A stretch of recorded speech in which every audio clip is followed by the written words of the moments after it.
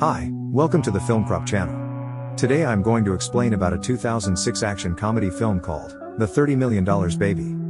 Please support me with a like and a comment. That way you can help the channel grow. Spoilers ahead. Watch out and take care.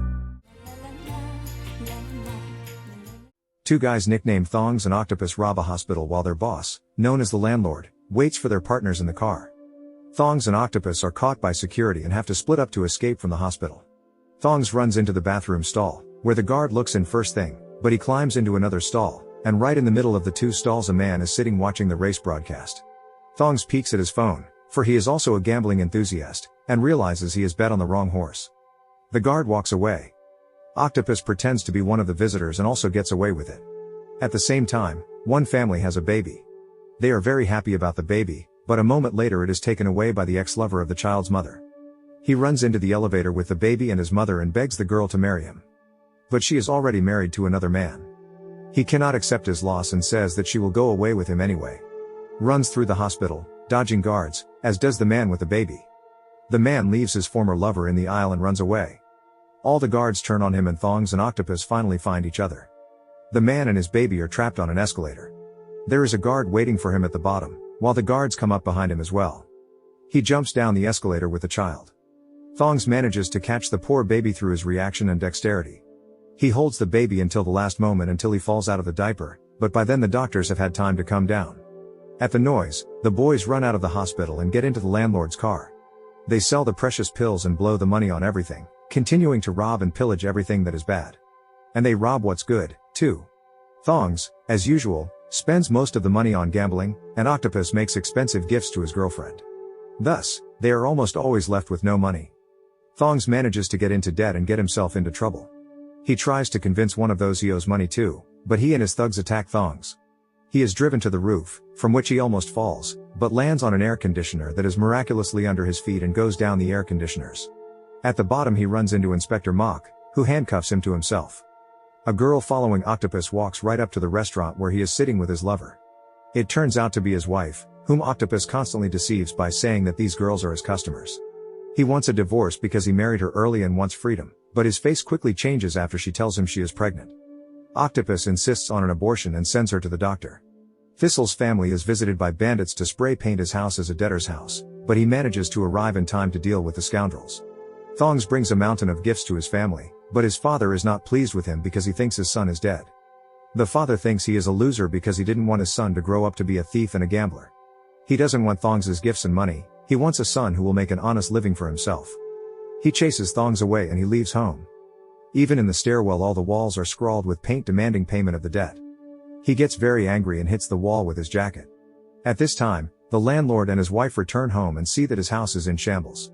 He immediately runs to check the stash of money, and the stash turns out to be empty. Someone has robbed it. Thongs receives a message from the landlord to come to the place where they usually meet. Octopus and Wicker arrive at the spot and get in the car.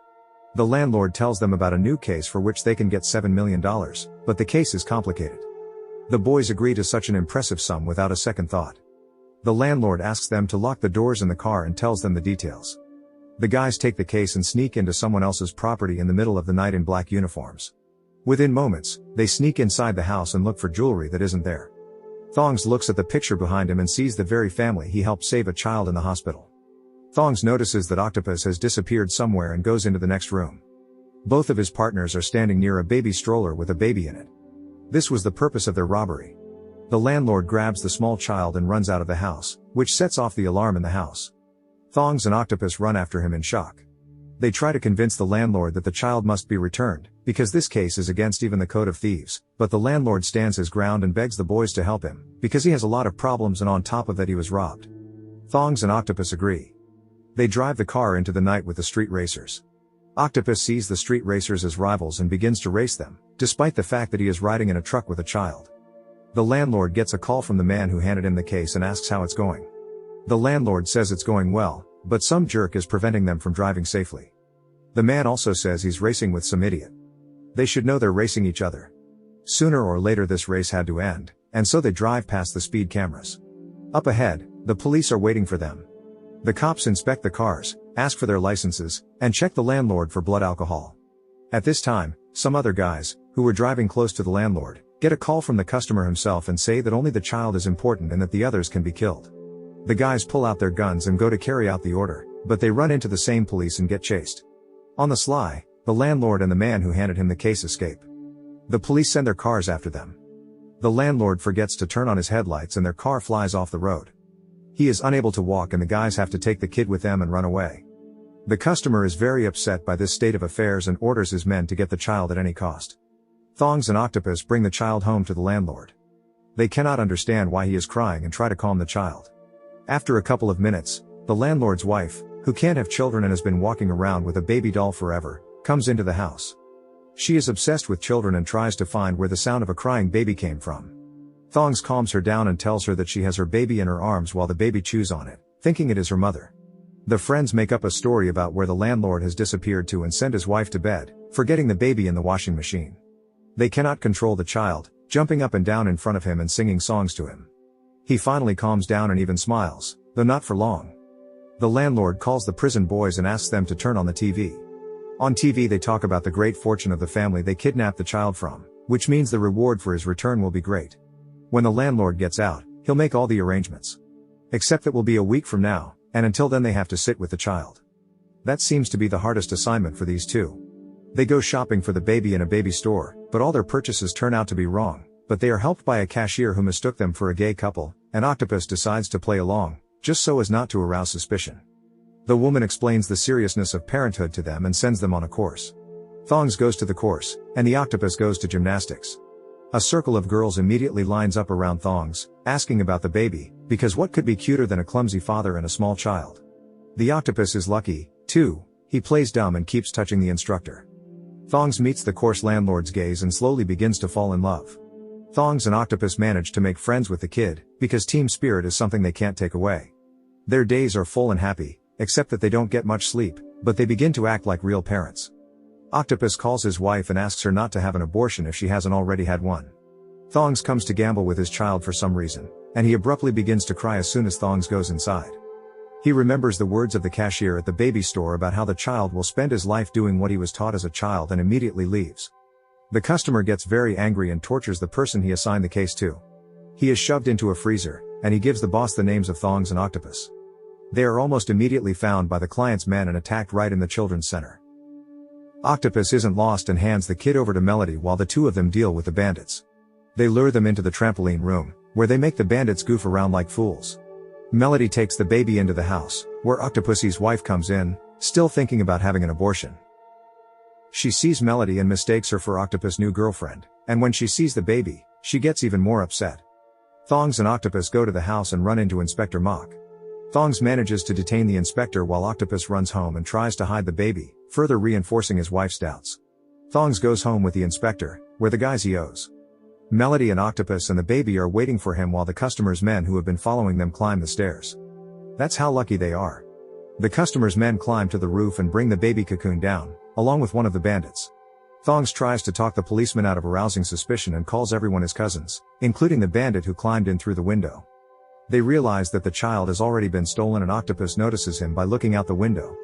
He sends his wife away and runs to save the baby while the policeman tries to talk to Thongs and his cousins, but they respond very unconvincingly. The baby almost falls and Thongs almost screams, but holds back so as not to give his friend away. The inspector looks at him suspiciously, but Thongs justifies everything by saying that he has muscle spasms. But the next time he does give the octopus away, and the inspector intervenes, helping to save the child, who is taken by the octopus and escapes down a drainpipe somewhere. The customer's men run into the house and a big fight breaks out. Thongs and the inspector scatter everyone here and there, using the doors and walls as their allies. The inspector tries to grab Thongs with handcuffs, but he manages to break free and escapes through the window, going down the chimney, as does Octopus. They escape with the baby in a basket, but during one collision, the basket with the baby clings to a truck, which they can't catch up and Thongs takes someone else's car. Octopus, on the other hand, sits down with a girl he doesn't know and says he's a police officer and asks her to drive him, after which she will supposedly be issued a license. The girl believes him and presses on the gas, but she does not know how to drive a motorcycle at all. The octopus asks where did she learn? The girl answers that in video games. The truck drivers think Thongs is a burglar and press on the gas, not wanting to brake. Octopus catches up with Thongs and climbs over to his car, trying to grab the stroller, But a car with the customer's people shows up nearby and Octopus falls off the car right onto the pavement. Thongs continues to drive behind the truck until the stroller with the baby falls off on its own. But the traffic light is on red, so what to do? Thongs drives right behind the baby and grabs him out the window, a second before the car crashes into him. He runs away with the baby in his hands. As soon as landlord gets out of jail, he is grabbed by the customer's men. Thongs comes home and imagines how his relatives will have to pay his debts for him. The landlord is brought to the customer and forced to return the child. He calls Thongs and asks him to contact the octopus. Thongs meets his father, who has had a stroke, on his way out of the house. Thongs cries and begs his father's forgiveness. They meet the octopus and the landlord, who brings a lot of money and promises even more if they take the child to him. The new parents are not ready to say goodbye to the baby, and the TV shows his real parents crying and asking for anything to get the baby back. Octopus walks down the street and sees his wife working as a street promoter, even though she is pregnant. He calls her and apologizes, saying he is not worthy to be her husband and says goodbye to the girl. She cries. The landlord returns home and shows his wife the baby. She cries while the landlord embraces her.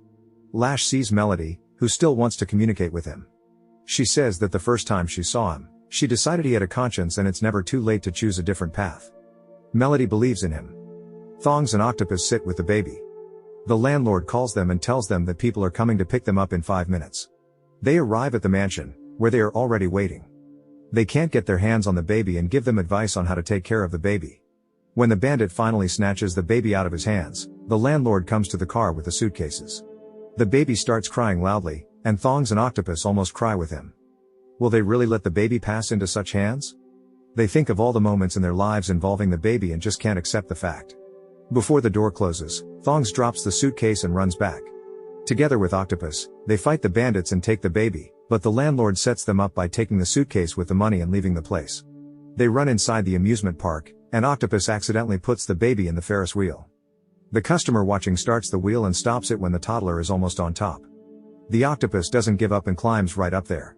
He almost gets the baby, who rolls off his seat, but the customer turns on the Ferris wheel and the baby actually falls down, where he somehow manages to catch Thongs. He escapes from the customer's people on the roller coaster ride, but the customer turns it on as well. Thongs goes down a pipe into the woods from there. He almost escapes, but sees that Octopus is tied to the ride, and one of the customer's men yells that they will kill him and Thongs gives up the baby. Our heroes are led to the customer, who is the father of the guy from the hospital who fell with the baby. That is, the father of the child's father. He wants revenge on the child's mother for what she did to his son, because it was because of her that he took such measures. He will not lose his grandson. Thongs tries to convince the child's grandfather that he should be returned to his mother. Octopus says it may not be his grandson. The man receives the child's test results, reads the papers, takes the child in his arms, and goes somewhere. He opens the freezer and goes in with the baby. Normally, no one has ever come out of that freezer alive. He brings the child to his dead son and tells him that he found the child, but it is not his son. The man immediately gets worse and goes insane, for there is no hope left in his life anymore. Thongs and the octopus never give up the child, and they put up a fight, but the enemy's forces begin to surpass their own and they begin to flee. Meanwhile, the baby is crying in the freezer, lying next to the man's corpse. He is finding it increasingly difficult to breathe. Thongs fights off the bandits climbing from everywhere, throwing them onto glass staircases, forcing them to face the floor. He again has to fight one of the white-clad landlords. They beat each other with drums and synths while Octopus beats the bandits with trainers. Thongs manages to dab the bandit in the stuffing of a used diaper. Then he gets on his ATV and blasts everything on his way to the freezer. The door to the chamber slams shut, but the bandits aren't satisfied with that either. While Octopus warms up the baby, Thongs deals with the unkillable strongman in white. We have to get out of this room somehow urgently, or the baby just won't survive. Thongs takes a fan, which churns icy air and frosts the villains by splashing baby food on them. The octopus looks at the lock and realizes that the door cannot be opened from the inside. But Inspector Mock and the landlord knock on the glass. Thongs and Octopus are already covered in snow. Will they manage to get out of there? The landlord asks that all sound sources be turned off and asks everyone not to breathe. He can barely find the code and the door opens. Thongs and Octopussy run out of there and hurry to the car, because the baby shows no signs of life and is not breathing at all. The guys realize they won't make it to the ambulance in time and decide to resuscitate the baby by hooking his hands to the car's battery.